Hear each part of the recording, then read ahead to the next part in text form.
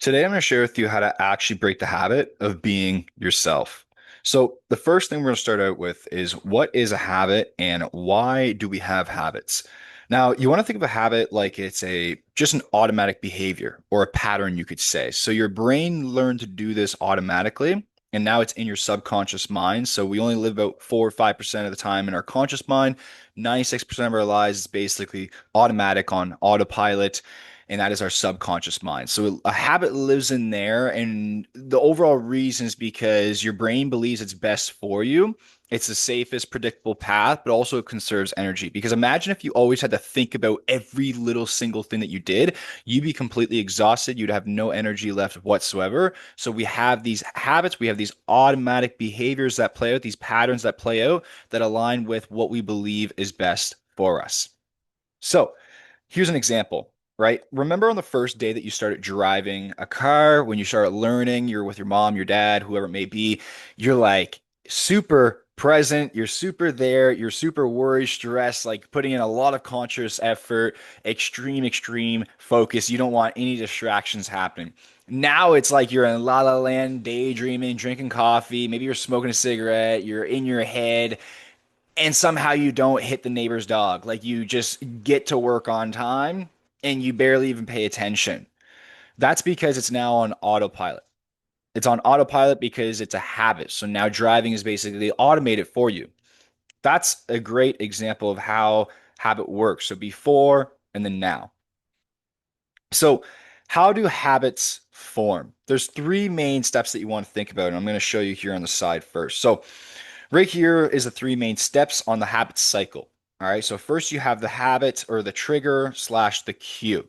So let's say, for example, if you're a smoker, at work, it might be the bell that goes off. Or maybe it's as soon as you wake up in the morning, you have that morning coffee. That's the trigger to have a smoke. Then number two is the actual action. So that is you performing the behavior in real time, grabbing your smoke, going on break, whatever it may be.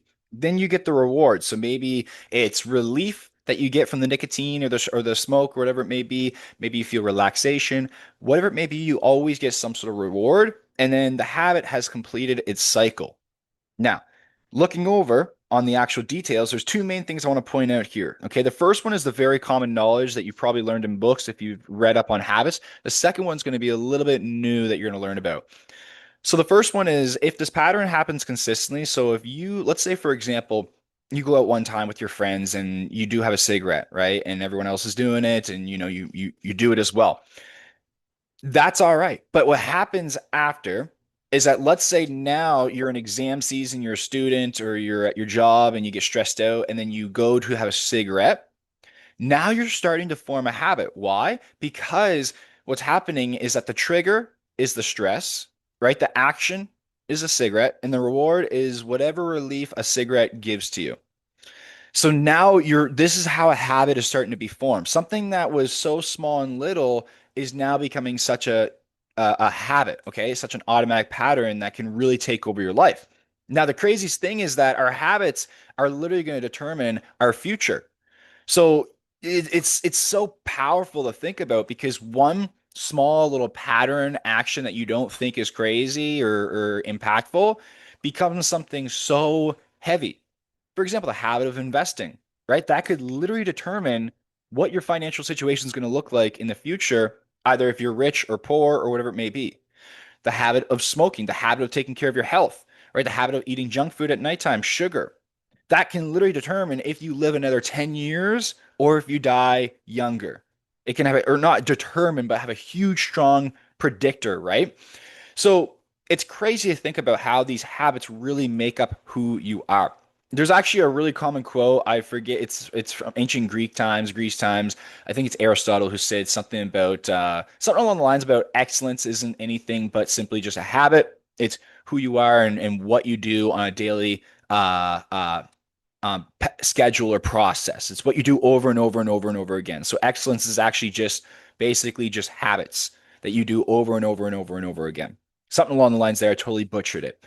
The second one, though, the second one to this is that your brain learns to keyword believe this is best for you. I didn't say that this is actually the best thing for you. Your brain doesn't care about that. This is one thing that you should know is that your brain doesn't care about if you're successful or not. It does not care about if you're healthy or not. It cares about survival, predictability, familiarity, conserve energy. So eventually you start to learn like, hey, having this cigarette is actually best for me because it's bringing me relief. It's solving this problem, this stress. I don't want to feel this uncomfortable feeling. So I have this automatic pattern that literally takes away this uncomfortable feeling. So we start to believe that this is best for us. That's where it gets even harder to break. And then remember, again, it doesn't matter if it's good or bad. So here's another view on habits. So if you've been watching my channel for a long time, by the way, if you're liking this, make sure you like and subscribe for more. But if you've been watching my channel for a long time, you know I really dive it deep into the identity and the belief systems. Now, here's how that plays its role. So your core beliefs influence or create, we'll say, your identity because your beliefs influence the thoughts that you have, the thoughts that you receive, we'll say, and the emotions that you feel. Those two connect over time form identity. Now, identity naturally influences habits because your identity, your self-image, you behave based off who you believe you are, your self-image. So you naturally will act, you'll be motivated to do things that are in alignment with who you believe you are, your core identity. So if you believe you're a certain set way, you'll naturally act that way, like an athlete, right? If you genuinely believe you are healthy and fit, and that's your identity, you will naturally act that way. And as you do that, you will start to form habits in alignment with that identity, which is literally going to produce automatic results. For example, I'm quite into bodybuilding or working out, whatever you want to call it. And I have a very strong habits of hitting protein. Like when I go to eat my meals, the number one thing on my mind, and it all happens automatically, is protein. I always want to make sure I'm getting the right amount of protein. I'm hitting my protein goals. And it's just habit. And before though, growing up, like it was so hard because I had such terrible eating habits. Now I just ate it. I used to eat for taste. So it's crazy how when you change your identity, naturally your behaviors and actions change, and therefore your habits start to change as well. And this is why there's two ways to it because you can actually pinpoint the actual habit itself. And I'm going to show you how to do that and actually rework that. But what people often miss is that they don't dissect and remove the limiting beliefs behind it that allowed you to have the identity who've kind of who's kind of created this habit in the first place. Because if we can change the belief system, then you'll change your identity and then naturally you won't want to act that way. And if you do continue to act that way, you're acting out of alignment with who you believe you are. And therefore, you're going to have a lot of resistance and it's not going to feel good performing this habit. And here's the thing about humans is that the more pain that you experience, the more motivate you are to change. So if you change your belief systems and it changes your identity, which will happen over time automatically, you continuing to do that habit it'll be like it's that habit is going to get worse and worse and worse until you actually face it and change it, which is very interesting because it's just no longer in alignment with who you believe you are. So it's not going to feel good whatsoever. And then, as we know, again, like I said, habits then form the results in our life. So your behavior, like I said, fits your self image. All right. So, how do we break the habit of being yourself? How to break the habit of being yourself? The step one is awareness. Why do we need awareness? Because you can't change something that you don't even know is there. And a habit is living in your subconscious mind, which means it is an automatic pattern. It's unconscious. You are unaware of it. It happens automatically. This is the cool thing though, because once you actually catch your bad habit, it is no longer an unconscious pattern. It now becomes a decision to continue to act that way. This is good because now you can start to ask the question of like, well, why would I continue to act in this way that I don't prefer? And that's going to lead me to the next step. But we'll get there here in a second. But that's the cool thing you should know is that you first need awareness because you need to catch yourself in the act. You need to catch the habit itself, become aware of it. Then you can start to dissect why you're doing it in the first place. So awareness, how you do that, reflect on your overall outcomes and results in life, right? Because remember, behaviors follow self-image. So reflect on what are the results I have in my life that I don't prefer anymore. Okay, maybe I have unhealthy teeth because I'm smoking. Maybe I have belly fat because I'm eating too much sugar at nighttime, right? Maybe I have terrible relationships because I'm in the habit of I'm stuck in this identity and this habit of being insecure and jealous or like or always overthinking or whatever it may be because those are all habits too, right? So reflect on outcomes or results. That's one way. because then you can kind of reverse engineer it to see what actions and habits you'd have to have that produce those results. Two, go through your daily routine. It's all about really just slowing down, being present, catching yourself in the act. And then lastly is just be honest with yourself as well. Like just genuinely be honest with yourself. There's no self-judgment. Just genuinely be honest with yourself because you want to change for the better, right? It's not about being right, it's about growing. Once you do that, okay, once you're aware of it, now the second step, which is very uncommon, but I'm going to share this with you today because I believe this is the most powerful step. It's the work that I do with high level entrepreneurs, you name it, to help them transform themselves, break the habit of being themselves, is you break down the root. Here's what I mean. Let's say you have this plant, right? And the leaves are the results. The stem is the habits, and the roots are your belief systems. So we want to get right down to the root, the belief system. So here's a question you can ask yourself that I already said is once you're aware of the habit, remember it becomes a decision to keep acting that way. So now you can ask yourself the question of what would I have to believe is true about myself to continue to act in this way that I no longer prefer? Or why would I decide to keep doing this thing that I no longer prefer in my life? Then, once you ask that question, when you have honest self observation, honest self reflection, keyword honest, the answer is going to arise. And the answer is going to be a limiting belief. And the limiting belief is going to be like, I need this. I need this for stress. I need this for my anxiety. I need this to calm down. You don't need that. That's the first thing. That's a limiting belief. How do you know? Because you weren't born into this world doing that habit action, something that it became a part of who you are. But it's not even a part of who you are, it's a part of who you think you are because you are the one who is behind the identity construct, right? It's a part of the character that you're playing in life. That's where the habit lives. So do not have fear because fear may arise when you're thinking about changing this habit. It might be very uncomfortable and scary, but the only reason why that is because that's literally just your ego projecting fear and doubt onto you so that way you just don't change. It's trying to make an excuse for you to not to change and go back into the comfort zone. But I'll tell you, if you do that, you'll never change.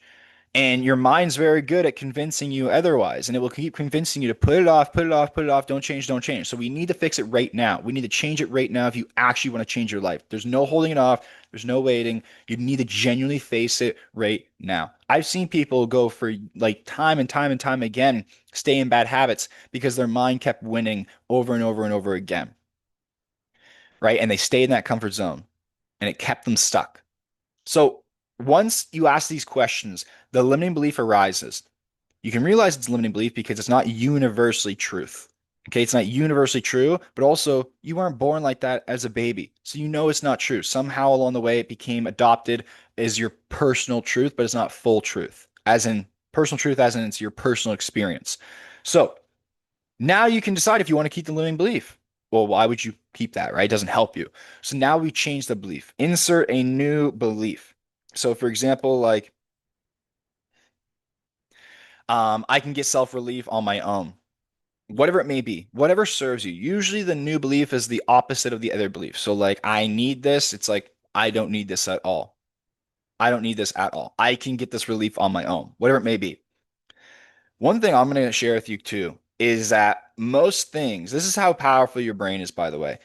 Most things don't actually do the effect that you think it's doing for you. So, for example, if you get a certain relief off a certain thing, right? What's happening is that you're actually, it's not, this is the craziest thing to think about.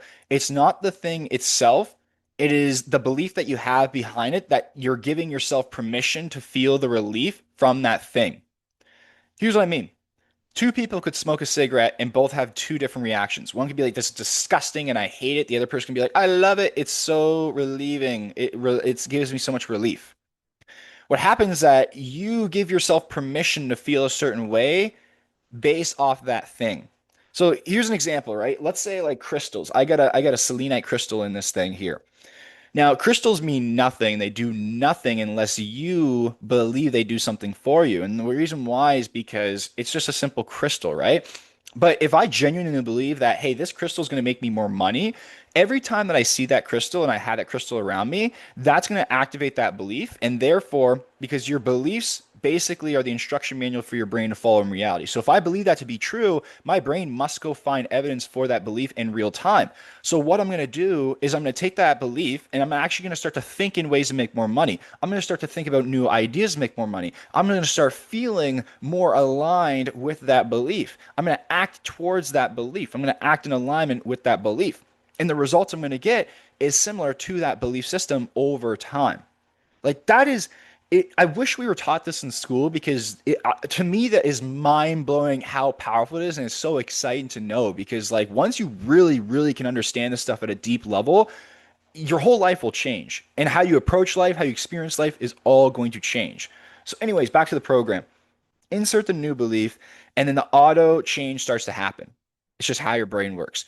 Beliefs produce the thoughts that you receive, influence the emotions that you feel, form identity, influences behaviors, actions, etc., which produce results in your life. Okay, number three, we'll wrap it up. Number three is you want to start small, okay, and give it 15 or more days of focus and habit stack. So there's a few things to unpack here. You start small because it might be overwhelming for your nervous system if you try to make such a drastic change. So do what you can.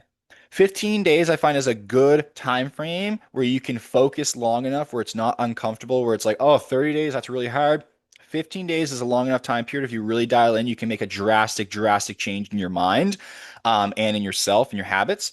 And also habit stacking. So habit stacking is basically where you already have a good habit and you add another habit on top of it. For example, if you already go to the gym every single day at a certain time after work and you want to start getting more protein, then bring a protein shake with you. So as soon as you're done your workout, that's the cue to then have the protein drink, right? And maybe make it taste good. So it gives a good reward of like, this feels good, this tastes good, or just really reflect on that action. So you can see like, this is so good for my gains. This is so good for my goals. So you get some sort of reward. That's what I mean by habit stacking. It makes it very easy. But here's an example when it comes to like, let's say stop vaping. Okay, if I want to stop vaping, this is what I would do. Number one is I would rewire the beliefs behind the need for it. So usually like people who are drug addicts, like I used to work at a drug rehab center, but I've also been studying the mind and consciousness and identity for like 10 years now. And what I've noticed is that usually addiction comes from because you're trying to fill this void. Usually maybe there's trauma, there's some sort of unfulfillment, there's a hole inside, maybe unworthiness, whatever it may be. And you try to fill that hole inside outside of you. And then you chase the drugs, trying to fill that hole, trying to get that feeling over and over and over again. So the key is to rewire the beliefs behind the need for it in the first place. So that way you can fill your own cup up first inside before you try to fill it up outside of you. That really listen to that piece there. Number two, step into the new state now, as in start to literally adopt the identity, the belief system, the feeling, the thought of the version of you who no longer does it. Okay, because what you should know is that the past does not exist. There's only here and right now. So as soon as you change your mind, you change as a whole. One change is a complete change. You are literally no longer that person anymore who does that thing. That's gone. It doesn't exist in the past. So you need to act, be, think, feel as that new person. Insert those new beliefs, embody those new beliefs, act off that new state. And as you continue to do that, right, you'll fill that inner cup first. So you will no longer need to go outside of you to try and get it as much. Next, obviously, remove it from your environment. Make it as easy as possible for yourself. Make it as simple and as easy as possible for yourself. The person who says they're going to quit smoking but puts the pack of cigarettes up in their countertop isn't going to quit smoking. Why are you saving those cigarettes? Why are you keeping those around if you're quitting?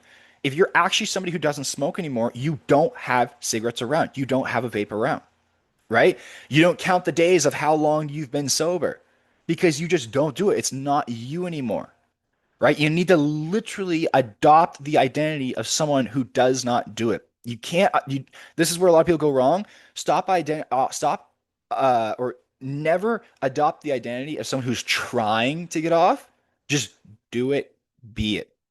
And remember, if it's scary and fear, that's because it's your ego trying to protect that old identity who you don't even want to be anymore. So keep doing it. Next, realistic steps, okay? Have realistic steps in place. If you can't fully quit cold turkey, don't fully quit cold turkey. If you can, do it. Depends on your personality. I know people who've gotten off addictions where they just slowly cut back every day. I know some people who've completely cut cold turkey. You got to really know yourself. Then You need a new action immediately that's very clear and simple for as soon as the trigger arises. Because the hardest part to change is when you're trying to change yourself, but then your mind tries to talk you into giving back into it, giving back into it. And the more you try to debate with your mind, the more you're going to lose. Your mind's going to beat you every single time. So it's a non-negotiable. You cannot debate with yourself. So that's why when you have this trigger pop up, you need a new action to immediately get you in a new thought frame, to get you into a new focus, to get you out of that mess in your mind ASAP. Okay, when the trigger or if the trigger arises. Then a new reward. So find a new reward for this new action and really focus and find evidence on why this is serving you, why this is so good for you, why this makes you feel so much better, etc. Extra things I would say, obviously, is consistent progress, not perfection. You slip up, don't hate on yourself. Don't beat yourself down on the ground. That does not do any good for you. It's about progress, not perfection. One small little bit will compound over time. And next is daily intentions. So I really suggest every morning or every night, if you're genuinely serious about changing, which I hope you are, every single day, you should be writing down why it's important for you to quit this thing, why you don't do this habit anymore, how bad this habit is for you, how gross it is. Make it disgusting. Make it as bad as possible. Like, okay, I don't want to vape because I don't want to blow up my lungs. I don't want to cough. I'm not going to have energy for my kids. I'm not going to be around long enough. I won't be able to live a long life. My lungs might be affected. My voice might be affected in the future. I'm going to spend so much money that I could use that money for like investing, for my other fun, for other good hobbies. It's killing my health. I feel terrible. It kills my confidence. I don't want to be this way. Write down and get as grossed out about it as much as possible. And then set the intention of who and how you want to be that day. And do that every day. And I promise you, if you do this, it's going to help in one way or another. Okay, that's my promise. I can't guarantee this process is going to fix everything for you, but I've been a coach for about over 6 years. I've owned a weight loss coaching company. I've helped addicts. I've helped alcoholics. I've helped weed addicts. I've worked in drug rehab centers, and I've done all this work myself for 10 years. And I know it works for me. And I've seen it work for others. So if you apply this, I would love for you to try this for at least 15 to 30 days. Save this video and come back later on and let me know if it's genuinely helped you out or if you're still stuck. And then I can maybe help you out farther if it's needed. But make sure you like and subscribe for more, guys, if you really enjoyed this video. And also, if you want more daily content, follow me on Instagram at Caden Hayward. The link is in my description. But I appreciate you for watching till the end. Good luck with changing your habit. You got this. Step into that new state now. And have a great day. I'll see you next time.